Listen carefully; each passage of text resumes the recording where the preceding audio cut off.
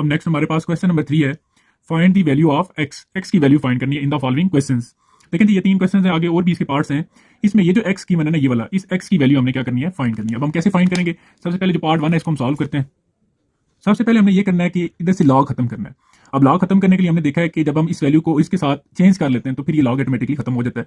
तो यहाँ पर ये हम एक्स एज इट इज लिखेंगे, ये 1 इधर आ जाएगा और 3 जो है वो इस तरफ आ जाएगा।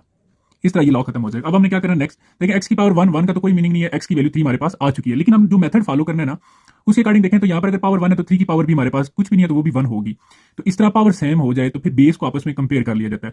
अब कंपेयर से मुराद ये है कि एक्स इधर से बेस, इधर से एक्स है और इधर से बेस क्या है 3 है, तो एक्स की वैल्यू क्या आ जाएगी 3, यानी कि 1 और 1 समझ लें कैंसिल हो गए। तो इस तरह हमारे पास एक्स इज इक्वल टू 3 आ जाता है। ठीक है जी। अब हम नेक्स्ट पार्ट करते हैं, आपको इंशाल्लाह जो है ना वो मजीद चीजें समझ आना शुरू हो जाएंगी। अब सेकंड पार्ट देखते हैं जी। अब सेकंड पार्ट में भी यही काम करना है हमने कि लॉग को खत्म करना है। अब लॉग खत्म करने के लिए हम पहले तो बेस को एज इट लिख देंगे एक्स प्लस 1। अब देखें ये 2 इधर आ जाएगा और 9 इधर चला जाएगा, यानी कि 2 इधर आ गया और इज इक्वल टू 9 इधर शिफ्ट हो जाएगा। अब देखें हमारे पास जो हमने वैल्यू फाइंड करनी है ना वो एक्स की, और एक्स इधर बेस में है। इसका मतलब है कि इसका आंसर इधर बेस से ही आएगा। पावर जो है ना इसको आप सेम कर लें। अब इधर पावर 2 है तो इधर भी पावर क्या आ जाए 2 आ जाए, तो अब हमारा क्वेश्चन सॉल्व हो जाएगा। अब देखें हमने यहाँ पर किस चीज की पावर 2 लिखें तो 9 आ सकता है, तो यहाँ पर हमारे पास 3 की पावर 2 हम लिख सकते हैं ऐसे। अब ये पावर और पावर समझ लें ये कैंसिल होगी, या पावर सेम है तो बेस को हम कंपेयर कर सकते हैं जी। इधर से बेस हमारे पास क्या है एक्स प्लस 1 है और इधर से बेस हमारे पास क्या है 3 है। अब ये प्लस 1 जो है इधर जाके -1 हो जाएगा, तो इधर एक्स रह जाएगा 3 -1, ये आ जाएगा हमारे पास 2। इस तरह ये जो है ना पार्ट सॉल्व हो जाता है। अब इसी तरह जो नेक्स्ट पार्ट है वो सॉल्व करते हैं। अब थर्ड पार्ट में हमने क्या करना है जी, लॉग को खत्म कर देना है। ये 3 एज इट इज रहेगा, 3 की पावर क्या बन जाएगी एक्स, और इधर क्या आ जाएगा 81। अब देखिए जी जो हमने वैल्यू फाइंड करनी है ना वो पावर में है, यानी कि एक्स हमारा यहाँ पर है। अब इसका मतलब ये है कि इसका आंसर इधर पावर से ही आएगा, हमें बेस सेम करनी पड़ेगी। बेस सेम होगी तो फिर हम पावर को इधर से पावर के साथ क्या कर सकते हैं, कंपेयर कर सकते हैं। अब हम यहाँ पर की कोशिश करेंगे, यहाँ पर बेस अगर 3 है तो यहाँ पर भी 3 आ जाए। अब हम चेक कर लेते हैं 81 को आप ऐसे अगर सॉल्व करें तो देखेंगे 326 यहाँ से 2 रह जाते हैं, वो एक मिलेगा तो 21 3 7 21 हो जाता है। फिर इसके बाद 3 9 27 हो जाएगा और 3 3 हो जाएगा और 3 1 आ जाएगा, 1 2 3 4। हम यहाँ पर 3 की पावर जो है वो 4 लिख सकते हैं ऐसे, 3 की पावर 4। अब देखेंगे बेस और ये बेस सेम होगी, आप समझ लें कैंसिल होगी, बेस सेम हो जाए तो आप इसको छोड़ दें, पावर को कंपेयर कर लें, यानी कि एक्स से किसके इक्वल आ जाएगा एक्स इज इक्वल टू 4। तो इस तरह ये हमारे पास जो पार्ट सॉल्व हो जाता है। अभी हम इसका जो नेक्स्ट पार्ट है वो सॉल्व करते हैं। इसमें भी यही काम है जी कि हमने लॉग खत्म करना है। तो ये 2 एज इट इज आप लिख देंगे, 2 की पावर क्या बन जाएगी एक्स प्लस 1 और इधर क्या आ जाएगा इसकी जगह 64।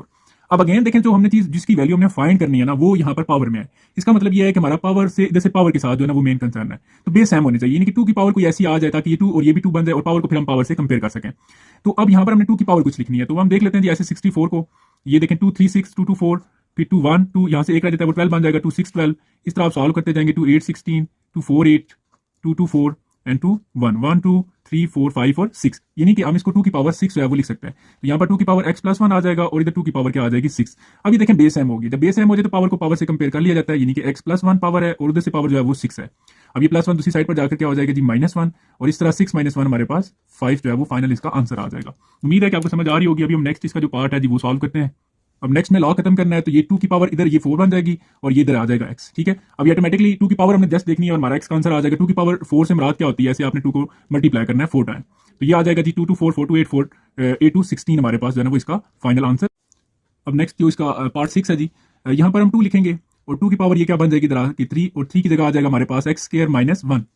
अब हमने क्या करना है जी, देखें इसमें 2 की पावर 3, इसको वेरी सिंपल हम सॉल्व कर सकते हैं, ये थोड़ा सा डिफरेंट तरीके से सॉल्व हो रहा है। तो हमारे पास 2 की पावर जो 3 होती है ये होती है जी 8, ठीक है, और ये x स्क्वायर माइनस 1। अब इस -1 को हम इधर लाके +1 कर देंगे तो 8 + 1 हमारे पास हो जाएगा इस तरह 9, और 9 is equal to x square. अब देखें हमने हमारे पास जो जिसकी हमने वैल्यू फाइंड करनी है वो इधर बेस में है, तो यहाँ पर इसकी पावर 2 है, तो यहाँ पर भी हम कोशिश करेंगे कि इसकी पावर 2 बन जाए ताकि पावर से कंपेयर कर लेंगे, यानी कि पावर सेम हो जाएगी, बेस कंपेयर कर लेंगे। तो इसीलिए हम इसको 9 को 3 की पावर 2 लिख सकते हैं, और इस तरह हमारे पास पावर क्या होगी सेम होगी है, तो बेस को हम कंपेयर कर सकते हैं, यानी कि x इज इक्वल टू 3। मैं इसको यहाँ पर एक ही दफा लिख लेता हूँ ऐसे, x इज इक्वल टू हमारे पास 3 आ जाएगा। ठीक है जी, तो ये इस तरह हमारे पास जो है ये क्वेश्चन सॉल्व हो जाता है। अभी हम इसका जो नेक्स्ट क्वेश्चन है उसको सॉल्व करते हैं।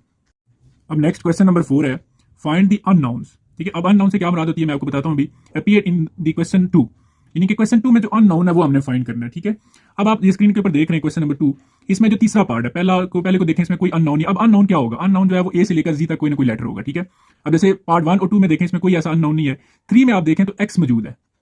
ठीक है, इसी तरह अगर आप 4 में देखें तो 4 में बी अननोन है, 5 में देखें तो एक्स है, 6 में हमारे पास वाई एक अननोन है। इसी तरह आगे जितने भी पार्ट्स में कोई ना कोई अननोन मौजूद है, वो हमने अननोन जो है वो फाइंड करना है। फाइंड कैसे करना है, जैसे भी हमने क्वेश्चन 3 सॉल्व किया ऐसे ही फाइंड करना है। तो ये पार्ट 1 हम देखते हैं जी। अब सिंपली क्या करेंगे, सबसे पहले इस लॉग को खत्म करना है, तो लॉग को खत्म करने का ये तरीका, इन दोनों को चेंज करेंगे, ये इधर आ जाएगा और ये इधर शिफ्ट हो जाएगा, तो हमारे पास 5 की पावर क्या बन जाएगी 5 इज इक्वल टू क्या आ जाएगा x। अब ये हमारे पास इस पार्ट में x एज अ अननोन है, यानी कि जिसकी हमें वैल्यू नहीं पता। अब 5 की पावर 5 हमारे पास कितना होता है ये हम कैलकुलेटर से देख लेते हैं और यही हमारा जो है वो फाइनल आंसर होगा। तो ये हमारे पास बन रहा है जी 3125। ठीक है, अब सिंपली यहाँ पर कैसे चेक करेंगे, 5 की पावर 5 से मुराद है कैसे आपने 5 टाइम इसको 5 को मल्टीप्लाई करना है। ठीक है जी, तो इस तरह मल्टीप्लाई करेंगे तो ये बन रहा है आपके पास ऐसे। अब इसी तरह इसका जो नेक्स्ट पार्ट है जी वो हम देखते हैं। अब नेक्स्ट पार्ट में हम देखेंगे जी ये b की पावर -3/4 है और यहाँ पर 1/27 है। तो ये देखें b की पावर -3/4 इज इक्वल टू 27 को भी हम कोई ना कोई पावर बना लेते हैं। जैसे ये देखें 27 है तो यहाँ पर 3 927 हो जाएगा, 3 3 9 हो जाएगा और 3 1 1 2 3। तो 27 को हम लिख सकते हैं 3 की पावर 3। अब ये 3 जब ऊपर शिफ्ट हो जाएगा तो ये तो हम एज इट लिखेंगे, ये 3 की पावर 3 जब ऊपर जाएगी तो 3 की पावर -3 हो जाएगी। तो यहाँ पर आपने जरा थोड़ा सा इसको अंडरस्टैंड करना देखें, अगर इस चीज को हम कैसे लिखेंगे, अब इसको ना ये जो -3 है ना ये हम यहाँ पर बाहर लिख लेते हैं ऐसे। अब इधर हमने क्या लिखना है 1/4, क्योंकि ये -3 जब 1 से मल्टीप्लाई होगा तो क्या आ जाएगा -3 डिवाइड बाय 4, वापस वही चीज बन सकती है। मतलब इसको हम ऐसे भी लिख सकते हैं। ये हमने क्यों लिखा है, क्योंकि दूसरी साइड जो पावर है वो -3 है।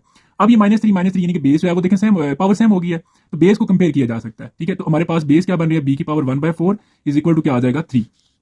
अब हमने इस 4 को भी खत्म करना है, क्योंकि b जो है ना ये हमारे लिए अननोन है, इसकी वैल्यू हमने फाइंड करनी है। 4 को कैसे खत्म किया जा सकता है, अगर इसके साथ अगर मल्टीप्लाई हो जाए 4 और 4 कैंसिल हो जाएंगे, फिर हमें दोनों तरफ जो है वो 4 से मल्टीप्लाई करना पड़ेगा, एज अ पावर ही नहीं लेनी पड़ेगी। तो हम क्या करेंगे जी, ये 1/4 है और यहाँ पर भी 4 आ जाएगा, इसी तरह यहाँ पर भी हम 4 लिख लेंगे। फिर तो ये 4 और 4 कैंसिल हो जाएगा, b की पावर b रह जाएगा, b की पावर 1 से मुराद b आ जाएगा और 3 की पावर 4।